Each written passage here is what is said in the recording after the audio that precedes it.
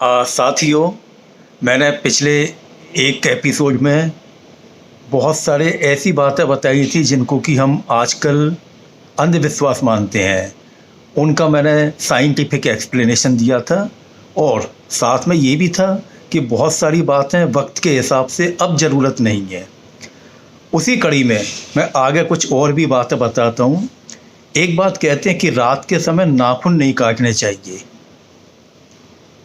हाँ, ये पहले पुराने टाइम में ये बात थी। पहले क्या था कि भाई लाइट नहीं होती थी, लाइट न होने से अंधेरा होता था।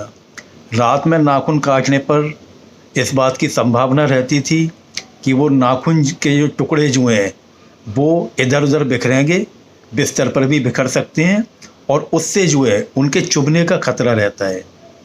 तो ये सही है, ये पहले की बात है। अब तो लाइट आ गई है, इसलिए अब आप रात में दिन में जब मन हुए तब नाखून काटिए, अब कोई बात नहीं है। अच्छा, ऐसा है, आपको जो है मेरी एक रिक्वेस्ट है कि आप मेरे इस चैनल को सब्सक्राइब करें।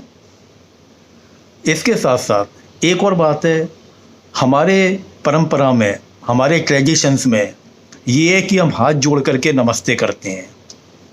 अब कोरोना के समय पे आपको भी पता लग गया कि भाई नमस्ते ही करना ज़्यादा सही है। हाथ मिलाना बहुत रिस्की है आजकल के टाइम में जो है, और पता नहीं दूसरे के हाथ किस तरह के हैं, गंदे हैं अच्छे हैं, पता नहीं आपको। तो why to take the risk. अधिक अच्छा है कि दूर से ही आप हाथ जोड़ करके प्रणाम करें, नमस्ते करें। और उसमें एक और बात है, ऐसा करने से आपके उंगलियों के जो टिप्स जो होती हैं, फिंगर टिप्स जो होती हैं, उन पर दबाव पड़ता है और उससे एक्यूप्रेशर से भी आपको कुछ शरीर में फ़ायदा होता है ना।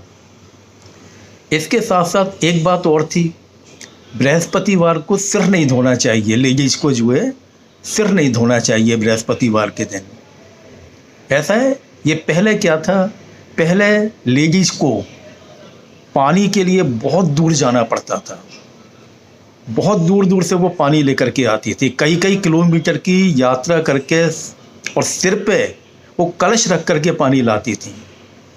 राजस्थान के अंदर ऐसे ऐसे गांव थे कि वो बेचारी सिर पर 7-7 कलश रख करके और 5-5 किलोमीटर दूर की यात्रा करके घर पर पानी लेके आती थी। उस पानी से पीना, नहाना, धोना जो भी है सब करते थे।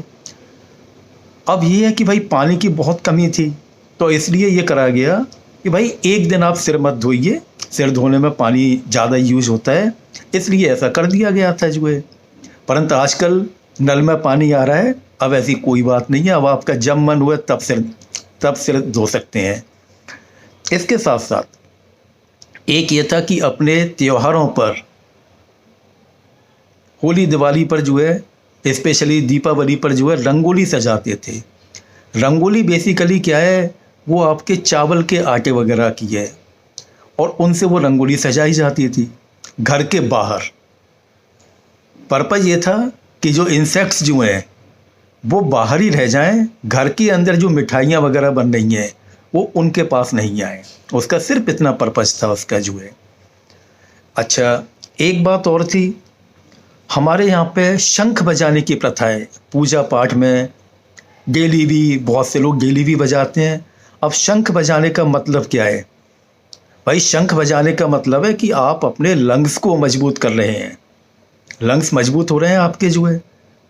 आपको जितना लंग्स में पावर होगी उतना देर तक आप शंख बजा पाएंगे।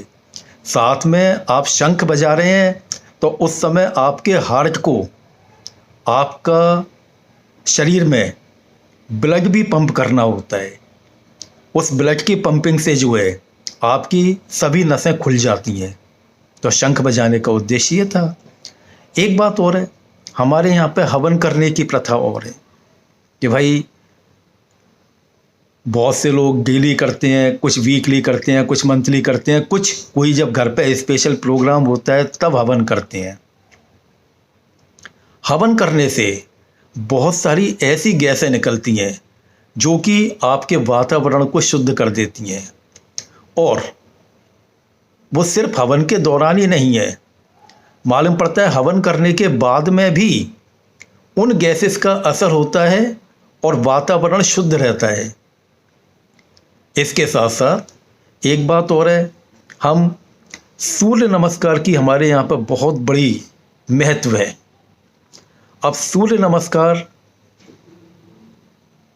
क्यों करते हैं आप भी समझते हैं। भाई सूर्य नमस्कार में आपकी एक तरह की अच्छी एक्सरसाइज है, अच्छी एक्सरसाइज है जिसमें कि आपके शरीर के सभी अंग जो हैं वो खुलते हैं, उनकी अकड़न दूर होती है। एक तो ये बात है।